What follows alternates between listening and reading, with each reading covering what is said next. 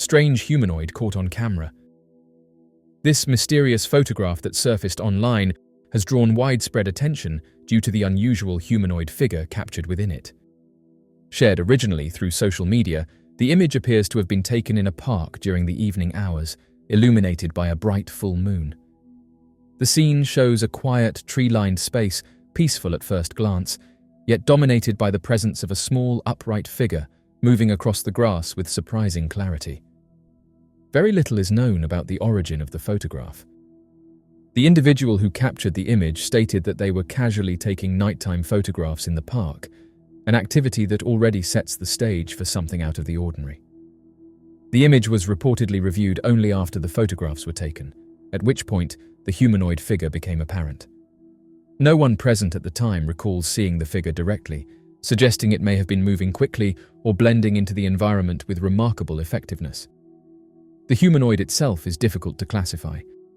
Its form appears bipedal, with elongated limbs and a forward-leaning posture that suggests motion rather than stillness. The body seems partially blurred, consistent with movement, yet the outline remains distinct enough to rule out simple photographic artifacts.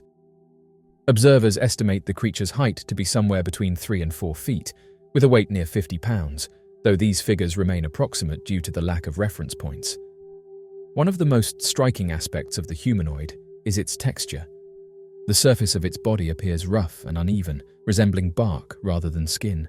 Its coloration blends browns and greens, closely matching the surrounding trees and foliage.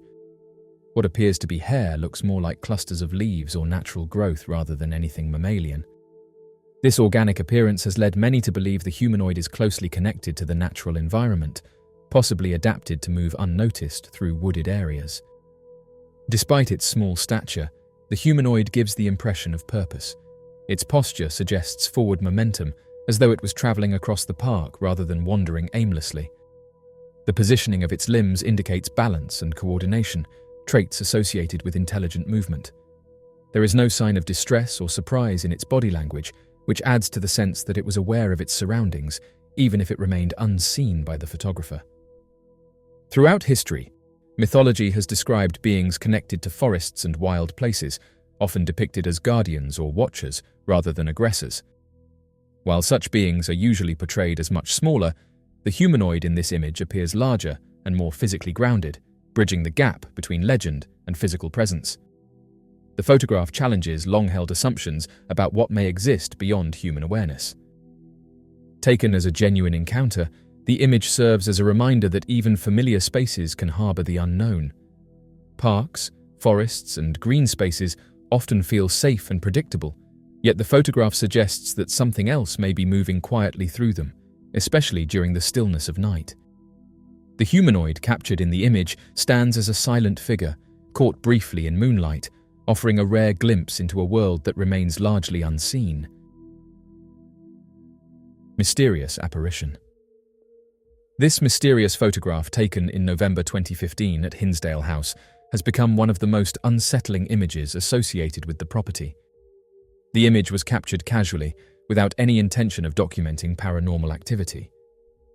At the time the photo was taken, everyone present in the house was gathered together in the kitchen, engaged in conversation and unaware of anything unusual taking place elsewhere in the building. It was only later, when the image was reviewed, that something deeply disturbing was noticed. In the living room doorway, standing partially in shadow, appears a tall, dark figure with a clearly defined outline. The shape is humanoid, yet lacks visible facial features or details. The figure appears solid rather than transparent, standing upright, as though observing the room. No one present recalls seeing anyone in that location at the time the photograph was taken. Those familiar with paranormal research quickly identified the figure as resembling what is commonly referred to as a shadow man, or more specifically, the Hat Man. This type of entity has been reported across the world for decades. Witnesses often describe a tall, dark silhouette, sometimes wearing what appears to be a wide-brimmed hat, silently watching from doorways or corners of rooms. The figure in the Hinsdale House photograph closely matches these long-standing descriptions. The setting only adds to the weight of the image. The Hinsdale House, located in Hinsdale, has a long history of reported unexplained activity, including shadow figures, strange sounds, and feelings of being watched. Many visitors claim the house seems to respond to human presence, with activity increasing when groups are gathered together. What makes this photograph particularly chilling is its randomness. There was no attempt to provoke activity, no staged setup, and no expectation of capturing anything unusual. The figure appears uninvited, unnoticed, and entirely aware. For many who have studied the image, it represents a rare and authentic glimpse of a shadow entity, quietly standing in a place already known for its mysteries, reminding viewers that some presences reveal themselves only when no one is looking. Mysterious Skunkape image. The images known as the Mayaka Skunkape photographs remain among the most intriguing visual evidence connected to the long-standing legend of the Skunkape.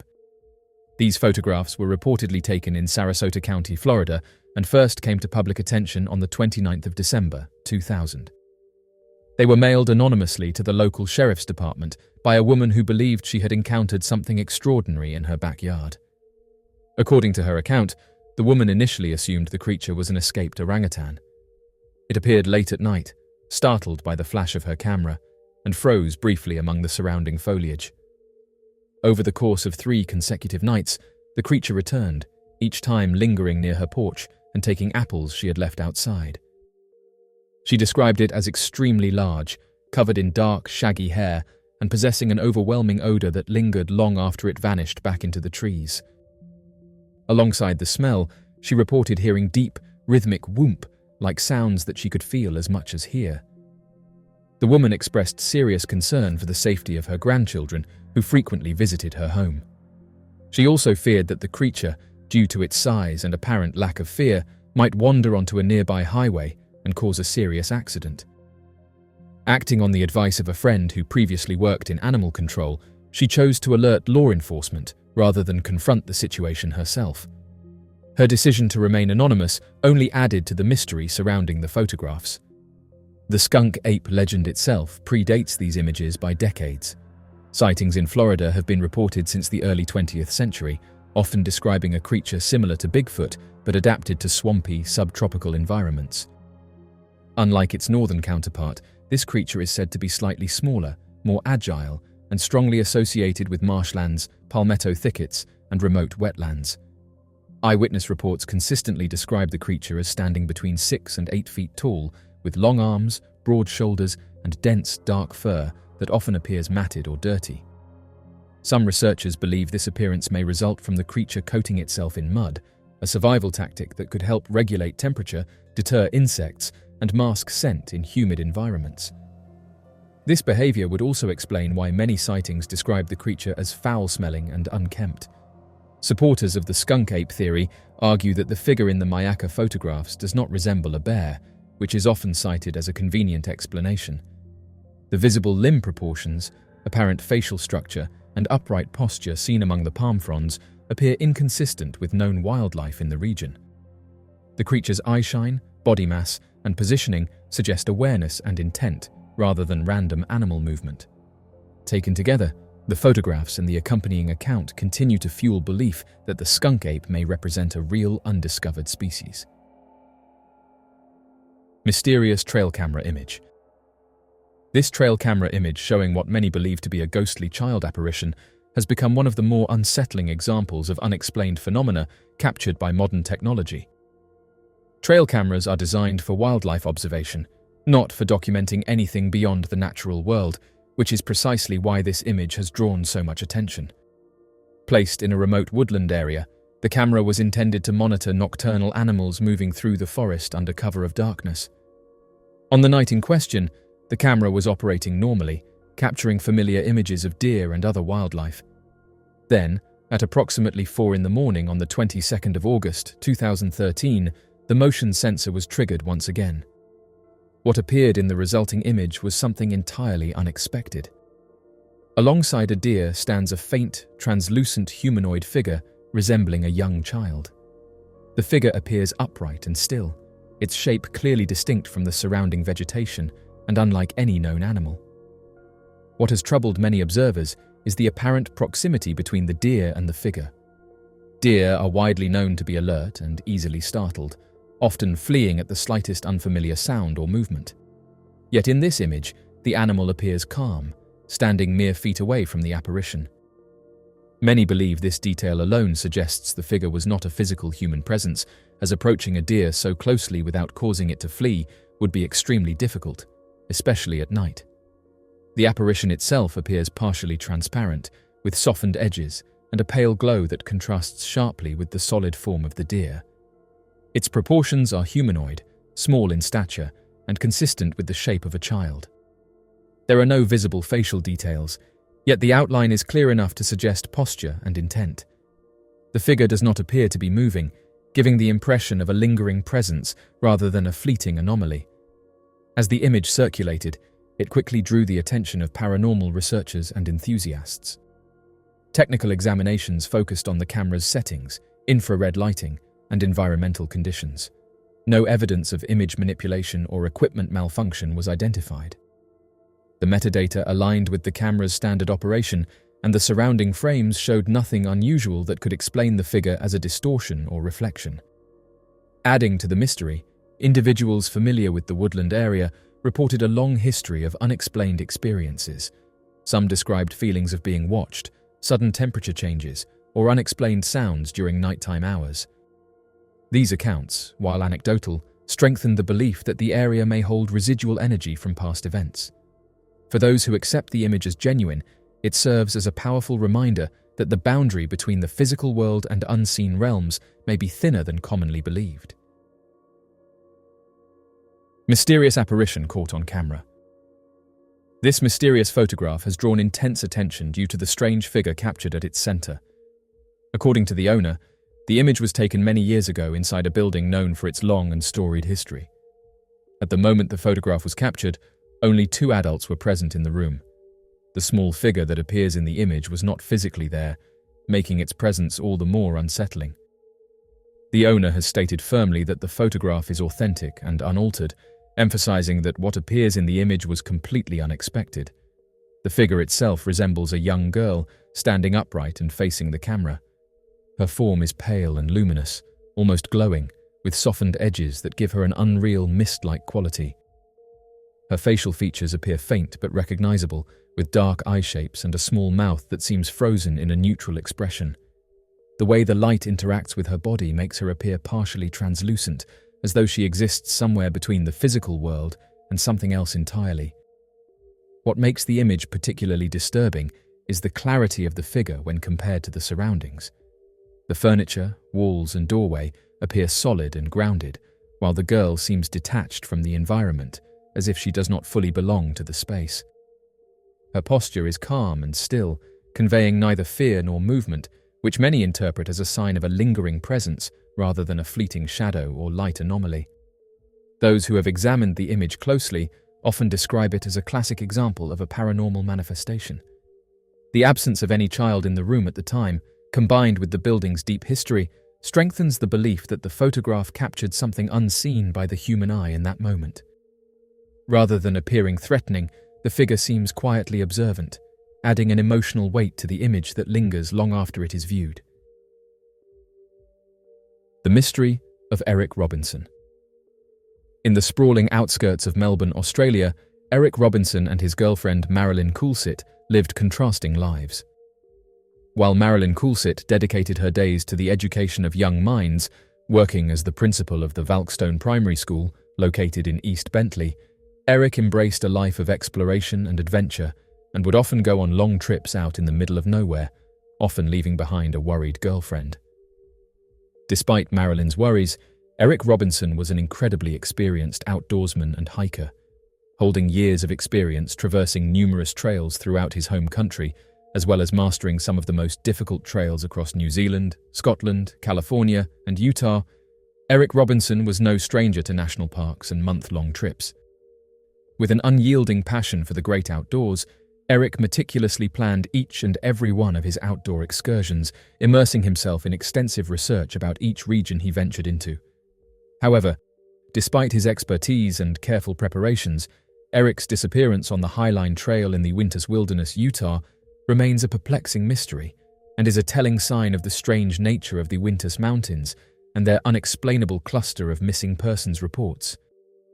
Equipped with a red backpack, a sturdy tent, a personal sleeping bag, some bear spray, an expensive and well-tested personal transponder, his cell phone, and a sufficient 14-day food supply for his 10-day, 60-mile hike, Eric embarked on his anticipated adventure sometime in late July.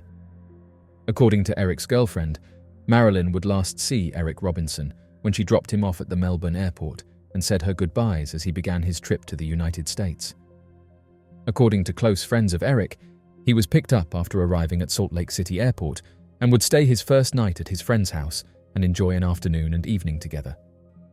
It would be during this time while at his friend's house that Eric Robinson would go over the details surrounding his upcoming trek and inform the group that he had expected to arrive at his first rendezvous point during the afternoon of the 7th of August near Mirror Lake, and to expect to hear from him and see him at around that time. Interestingly enough, friends would also claim that Eric Robinson had talked about how his vast amount of experience traveling across harsher terrains would make this short hike a breeze. On the following morning of the 28th of July, Eric Robinson would be dropped off by his friends at the Highline trailhead, ready to immerse himself in the vast surrounding wilderness. According to his friends, Eric was last seen in high spirits and had done one last preliminary check of his supplies to ensure that everything was in good quality and sufficient for his trip.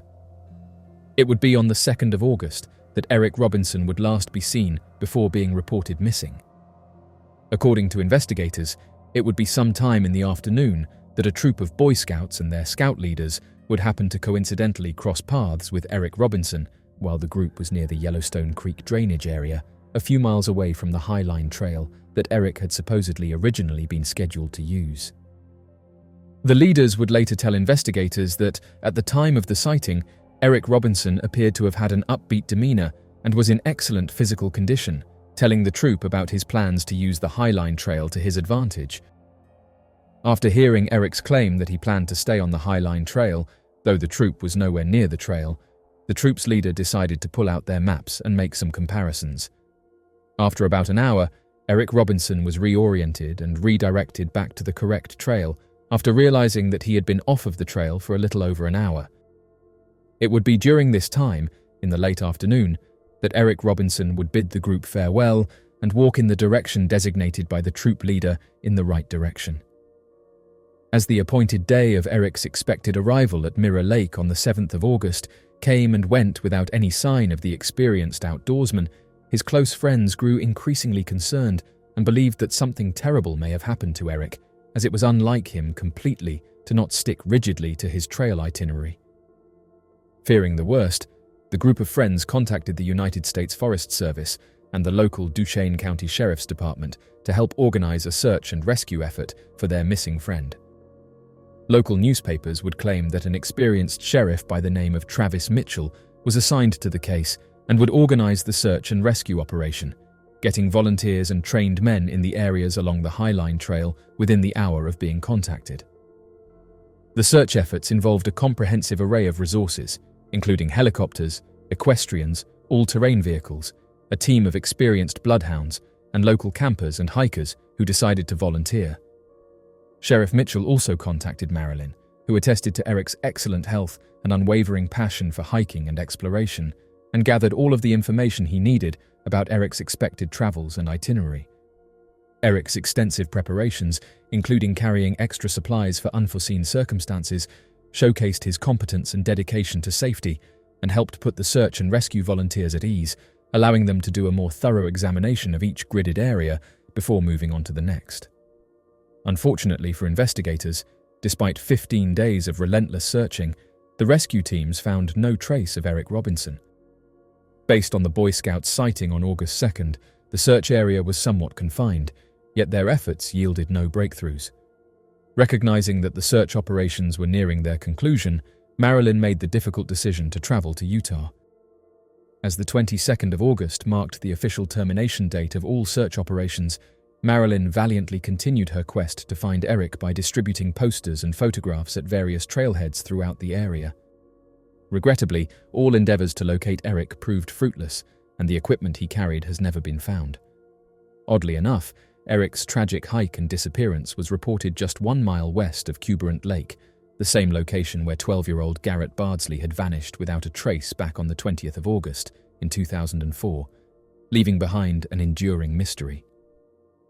Eric's disappearance further deepens the eerie connection between hikers and the mysterious Uintas wilderness, as both he and Garrett were last seen by Boy Scouts, raising unsettling questions about the region's inexplicable nature. Eric Robinson's disappearance on the Highline Trail has baffled investigators and outdoor enthusiasts alike. Despite his thorough preparations and adherence to safety measures, he vanished into the vast expanse of the Uintas wilderness, leaving no clues to his whereabouts. The hole in the Sphinx's head. The mystery of the hole in the head of the Great Sphinx of Giza has fascinated researchers, historians, and mystery enthusiasts for generations. Standing on the Giza Plateau in Giza, the massive limestone monument is believed to have been constructed during the reign of Khafra, around the middle of the 3rd millennium before the Common Era. Despite centuries of study, the Sphinx continues to guard its secrets, and few features inspire more speculation than the strange cavity at the top of its head. The Sphinx has endured thousands of years of natural forces and human attention, yet the hole remains clearly visible. It is roughly rectangular in shape and appears deliberate rather than random, which has led many to believe it was part of the original design. Some ancient researchers have long claimed that the opening is not merely a surface feature, but the entrance to deeper internal structures hidden within the Sphinx itself. According to these accounts, the hole leads downward into narrow corridors that extend beneath the monument and connect to a vast underground network beneath the Giza Plateau. For decades, claims of hidden chambers beneath the Sphinx and surrounding pyramids were dismissed as legend. However, modern ground-penetrating radar surveys have reportedly identified large voids beneath the plateau, lending weight to the idea that ancient builders created extensive subterranean spaces. Supporters of this theory argue that the hole in the Sphinx's head may have been a maintenance shaft, ventilation opening, or ceremonial access point to these underground corridors.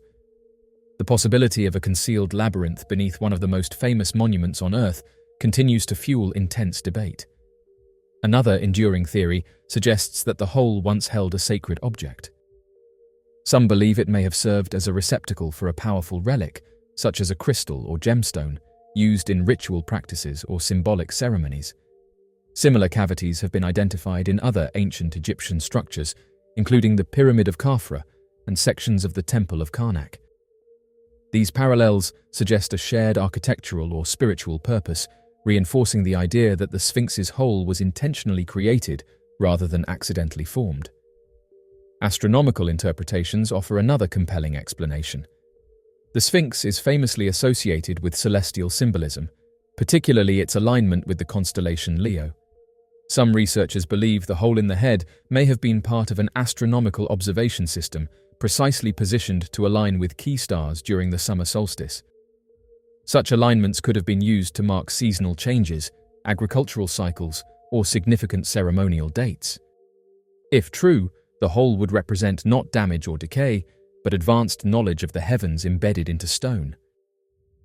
Despite these theories, some scholars maintain that natural processes are responsible. The Sphinx has spent millennia exposed to desert winds, blowing sand, and temperature extremes.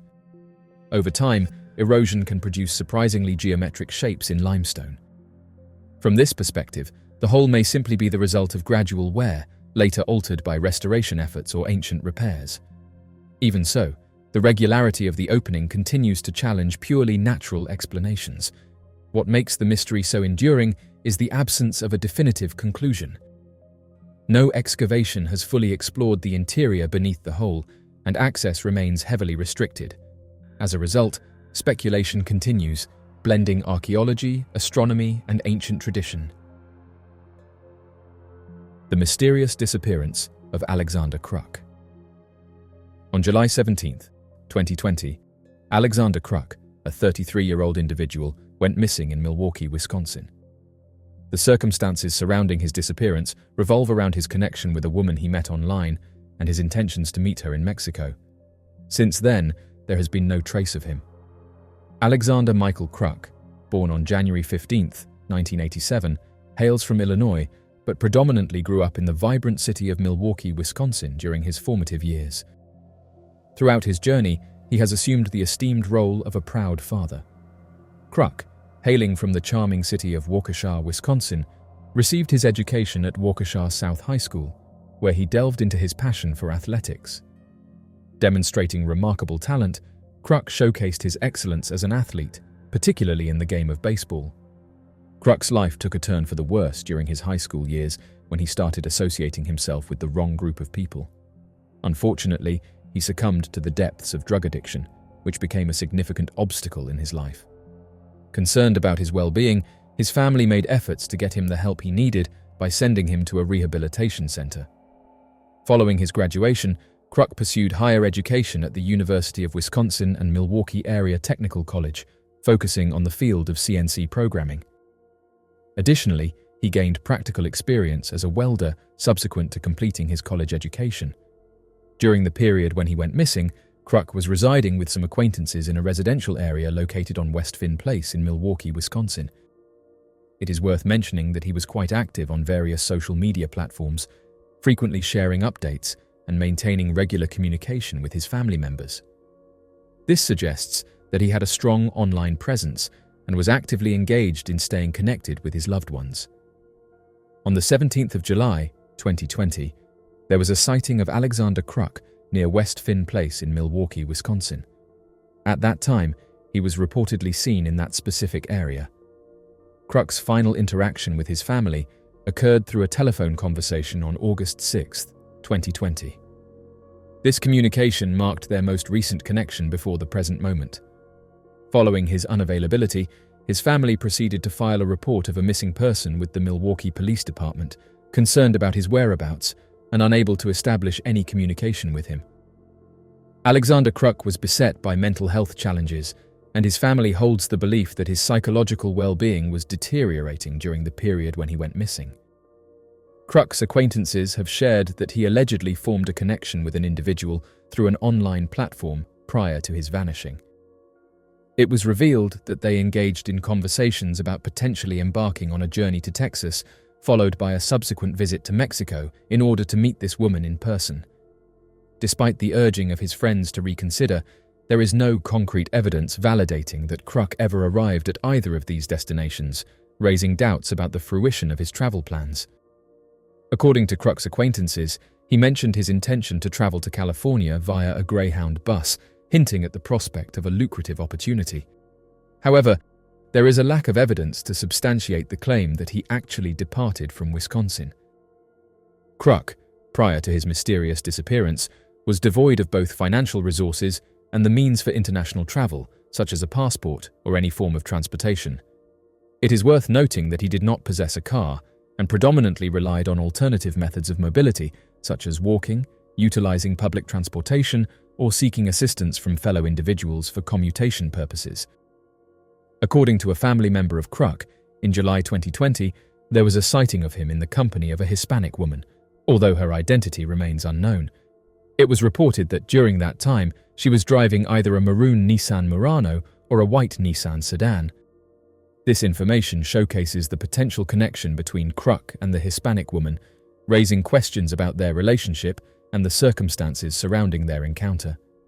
According to numerous acquaintances, there are several individuals who assert that they have encountered the mysterious woman as well. They affirm that she would occasionally provide him with meals and offer transportation services.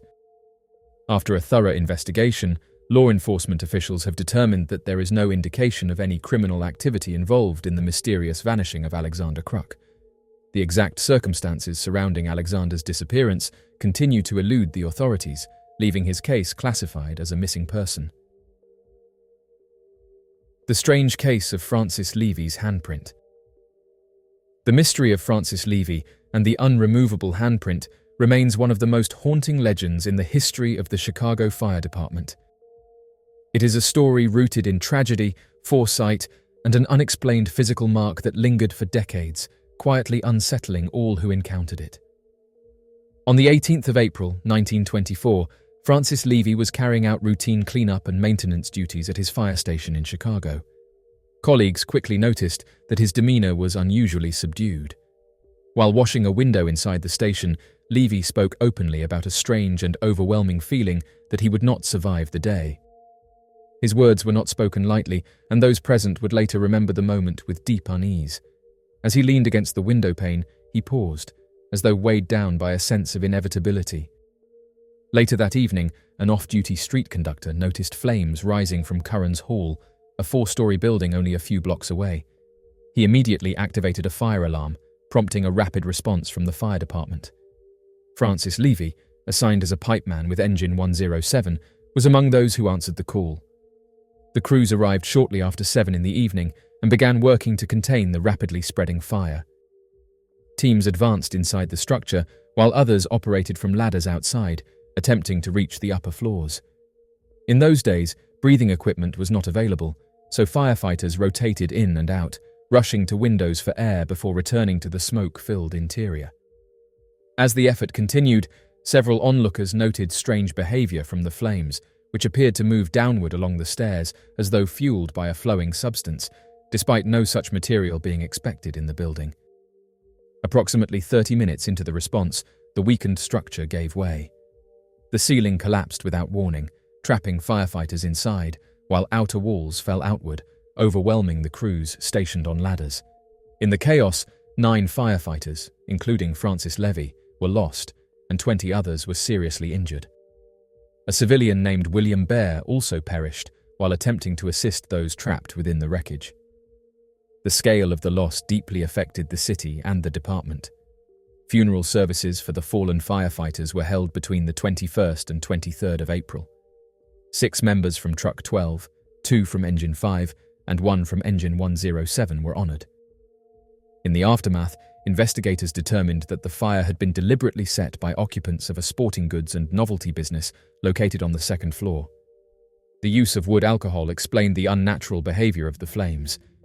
The revelation added another layer of sorrow, knowing the incident had been preventable and driven by greed rather than accident. The following day, back at the fire station, a worker noticed an unusual stain on the same window Francis Levy had leaned against hours before the fire. Attempts to wash or scrub it away were unsuccessful. Over time, the mark became clearer, forming the unmistakable shape of a human hand. The discovery disturbed many, as it appeared exactly where Levy had rested while speaking of his sense of foreboding. Specialists were called in to buff and scrape the glass, but the handprint remained. Eventually, the suggestion was made to remove the window entirely. The firefighters, however, chose otherwise. With no explanation for its presence, they believed it should remain untouched. For years, the handprint stayed in place, becoming an unspoken memorial to Francis Levy and the others lost that night. The mystery endured until the 18th of April, 1944, exactly 20 years after the fire. On that day, a paper delivery boy accidentally shattered the window while tossing a newspaper, destroying both the glass and the handprint. With its disappearance, the physical mystery ended, but the story never faded. To this day, Francis Levy's handprint is remembered as more than a coincidence. It stands as a symbol of sacrifice, intuition, and the lingering marks left behind by moments that shape lives forever.